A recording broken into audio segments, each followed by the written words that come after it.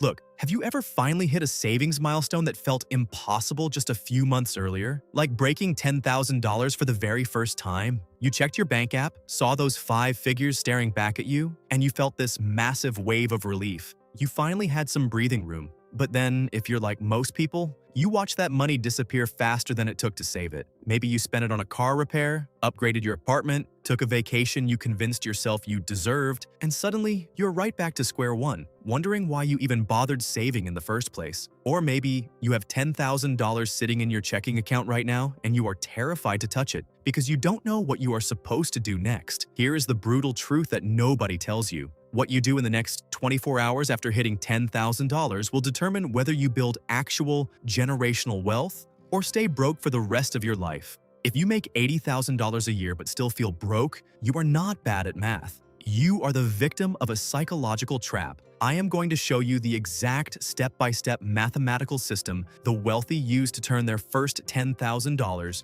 into a lifetime of financial freedom. But before I hand you that blueprint, you need to understand the biggest lie society has told you about what this money actually means. Here is what most people get completely wrong about hitting $10,000. They treat it like they just won the lottery. They have been grinding, sacrificing, and saying no to things they wanted. So when they hit this milestone, their brain tells them they deserve to celebrate. Let's look at two different people. We will call them Average Alex and Quietly Wealthy Marcus. Both guys make $70,000 a year. Both guys just saved their first $10,000. Average Alex looks at that $10,000 and his brain instantly triggers something called the Diderot effect. This is a psychological trap where one new upgrade forces you to upgrade everything else in your life. Alex thinks, I have 10 grand. I can finally afford the down payment on that $45,000 truck. So he buys the truck. But now his old apartment looks cheap compared to his shiny new truck. So he moves into a luxury building. Then he needs new furniture for the new apartment.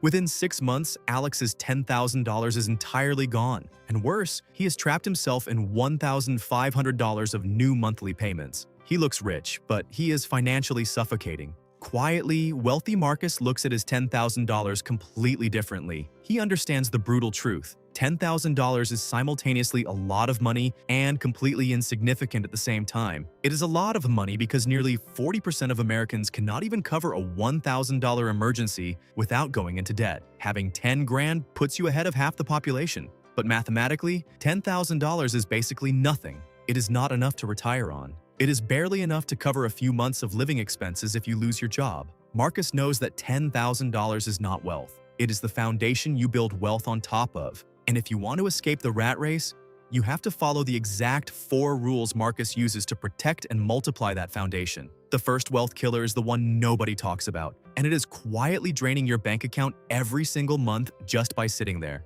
Why do so many people slowly bleed out their savings? Because of Parkinson's law of money. This law states that your expenses will always expand to meet your available income. If you leave your $10,000 sitting in your main checking account, your brain sees that large number every time you buy groceries. Because it's all mixed together with your rent and food money, it doesn't feel separate. So you start making slightly bigger purchases. You order DoorDash 3 times a week instead of once. You buy the name brand clothes instead of the generic ones. You think, hey, I have 10 grand, I can afford an $80 dinner. Your brain does not see danger. Your brain sees abundance. And slowly, your balance drops to $9,000, then $7,500. Then an actual emergency hits. Your transmission fails. And boom, you're back to $2,000 feeling completely demoralized. Here's exactly what the wealthy do to fix this. The day they hit $10,000, they split the money up and give it different jobs. You do not need a $10,000 emergency fund right now. You need an emergency buffer. Take exactly $3,000 to $5,000 of that money and move it out of your checking account immediately. You must put this $3,000 to $5,000 into a completely separate high-yield savings account at a different bank, not the bank you use for your checking account. Why? Because you need to create psychological friction. If you want to spend that money on an impulse vacation, it should take 2 to 3 business days to transfer back to your checking account. That delay kills the emotional impulse to spend it. This is your real emergency fund, not for concert tickets, not for a holiday gift. This is for when your car dies, you lose your job, or you end up in the hospital. By separating it, when you look at your checking account, you only see your normal operating cash. You artificially make yourself feel broke, and feeling broke is exactly what keeps you disciplined. So, you have moved $4,000 into a high-yield savings account for emergencies. You are protected. But what do you do with the remaining $6,000? I am going to show you the exact account the wealthy wealthy use to make their money legally invisible to the government. But first, you have to understand the tragedy of the saver. Most people make the fatal mistake of putting their entire $10,000 into that savings account. They pat themselves on the back for being responsible, but keeping all your money in cash is the absolute worst long-term financial decision you can make. Why? Because of the silent thief called inflation. If inflation averages 3% a year, your cash is losing purchasing power every single day. Holding cash is like holding an ice cube in your hand. It melts whether you do something or not. The wealthy understand that you cannot save your way to millions. You have to invest your way there. Let's say you take that remaining $6,000 and leave it in a regular bank account earning basically nothing. In 30 years, due to inflation, that $6,000 will only have the buying power of about $2,400. You played it safe and you lost. Now let's look at what quietly wealthy Marcus does. He takes that same $6,000 and puts it into a broad market index fund, like the S&P 500, which historically returns about 8% to 10% annually. He leaves it alone. In 30 years, that $6,000 has compounded into over $60,000. He didn't lift a finger. He didn't work an extra hour. His money made $54,000 all by itself. Take the remaining $5,000 to $7,000 and open a Roth IRA. A Roth IRA is basically a legal cheat code. You put your money in, you invest it in a simple, boring S&P 500 index fund, and you let it grow. When it turns into $60,000 or $100,000 down the road, you can withdraw all of that growth completely tax-free. Do not try to pick individual tech stocks. Do not buy crypto because your broke friend told you it's going to the moon. True wealth is boring. You buy a piece of the 500 largest companies in America, and you go back to living your life while they work for you. You have protected your downside with an emergency fund, and you have planted your wealth tree by investing the rest. But right at this exact moment, society is going to test you. And this next trap is where 90% of the middle class destroy their financial future. I call it the down payment trap. When people hit $10,000, they start feeling dangerous. They look at that money and they don't see security. They see a down payment. They think, I have 10 grand. I can put this down on a $50,000 luxury SUV, or I can use this as a down payment for a house. Why is this a mathematical disaster? Because using your entire $10,000 as a down payment on a house or a car means you are immediately back to zero in savings. You just traded your liquid freedom for a massive pile of debt. Let's look at the car specifically. A car is a depreciating liability. The moment you drive that brand new truck off the lot, it loses 20% of its value. Average Alex takes his $10,000 and uses it as a down payment on a $50,000 truck. He now has a $700 monthly car payment for the next 7 years. He is paying 8% interest. Over those 7 years, he will pay nearly $15,000 just in interest to the bank. And when the 7 years are over, his $50,000 truck is now worth $18,000. Alex just burned tens of thousands of dollars and locked himself into a job he hates because he cannot afford to miss that $700 payment. He is trapped in a leather seat, working for a truck instead of for his future. The wealthy refuse to play this game. When they hit $10,000, they do not buy a liability. If you need a car, you buy a reliable used $8,000 Toyota or Honda in cash. You keep your monthly overhead mathematically tiny. You never stretch your lifestyle to match your savings. If you want to buy a house, you do not use your first $10,000. You keep building. You wait until you have a 20% down payment plus a full 6-month emergency fund left over. You buy from a position of absolute power, not from a position of desperate scraping. Now you know how to protect your money, how to invest it, and what traps to avoid. But if you stop here, you will still fail. Because saving $10,000 once is basically meaningless if you don't understand the final piece of the puzzle. The biggest lie in the self-help industry is that you need more motivation. Motivation is garbage. Motivation gets you to the gym on January 1st and leaves you on the couch eating chips by February 3rd. Willpower is a finite resource. Every time you have to manually transfer money from your checking to your investment account, your brain will fight you. Your brain will say, maybe we skip investing this month. We have that concert coming up. The wealthy know that willpower fails. Systems do not. Once you have established your split, your emergency fund, and your investments, you must turn your $10,000 milestone into an automated wealth machine. The real magic of wealth doesn't come from the first $10,000. It comes from the continuous flow of capital. If you force yourself to manually save, you might put away $1,000 a year. But if you automate just $150 per week into an S&P 500 index fund, you don't even notice it's gone. Over 20 years, that automated $150 a week grows into over $380,000 at an 8% return. The exact same income, but a totally different life trajectory because one person automated their behavior and the other relied on their feelings. Set up an automatic transfer on the exact day your paycheck hits your bank account. If you get paid on Friday morning, by Friday at noon, $100 should automatically pull into your high-yield savings account and $150 should automatically pull into your Roth IRA. You pay your future self first. You do not wait to see what is left at the end of the month because Parkinson's law guarantees there will be nothing left. You spend whatever is left over after you have bought your freedom.